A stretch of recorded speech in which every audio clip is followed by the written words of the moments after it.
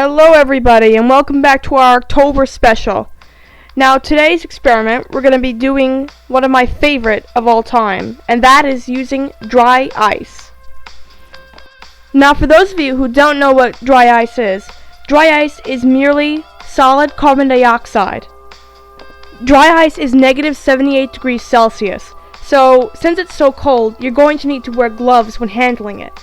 If you hold it in your hand for a few minutes or even a few seconds, it can become so cold that it can give your hand frostbite.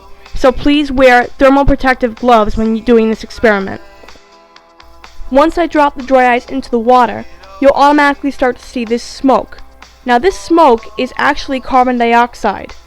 When the dry ice enters the water, which is very, very hot, it will accelerate in sublimation.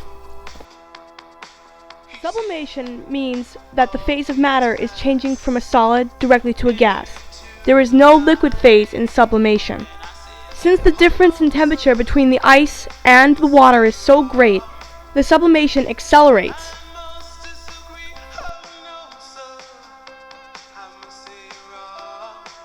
Now for our second test. We're going to add a bit of liquid dish soap to the beaker. The results are very interesting. Once the soap mixes with the water, the gases released from the dry ice will be trapped within the bubbles. And as you see, as it rises out of the beaker, it's really cool to look at. Now what's even cooler is, if you try to pop the bubbles, carbon dioxide that's trapped inside will be released in a type of fog. Now you probably don't want to do this with gloves on because the soap gets, all over it. So you can take off the gloves and use your bare hands with this.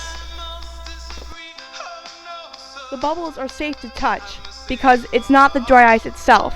They're actually quite warm because the water is still warm. You just can't touch the ice or else you'll get frostbite. You technically can hold the dry ice, but only for a few seconds, and only by moving it rapidly in your hands so one area won't get frozen automatically. As you can see by myself, I absolutely love dry ice.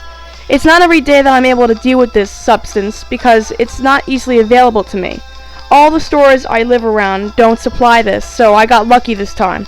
It turns out I got this out of an Omaha Steaks packaging because all the meats in there require cold in order to stay fresh. So I got lucky this time. Since I had another block of dry ice left over, I decided to see what would happen if I added an extra block into the beaker. And I'll tell you something, it was really interesting. As you can see, as soon as the dry ice hits the water, it rapidly starts to sublimate. It's honestly just a flood of bubbles of CO2. I mean, it's not much of a mess because the bubbles can just rupture and the CO2 will just go back into the atmosphere. And it's only soap and water that's left behind. So cleanup isn't a real big deal.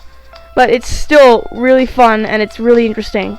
This is why this is one of my favorite experiments ever, because it's easy to clean up and it's just a lot of fun. I'm going to leave that to sit for a little while. Now I have an even bigger block of dry ice left over, so I decided to take the tarp from one of my previous experiments and take a styrofoam container and fill it with hot water and a block of the remaining dry ice. I just wanted to take this opportunity to say thank you to all those who have watched all my videos so far.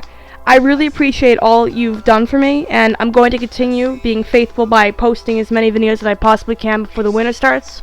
Because once the winter starts, I probably won't post much, because my lab is basically my backyard, and I don't have access to a fume hood and a lot of other materials for safety. So, thank you guys so much, and I hope you enjoy this next couple of images here.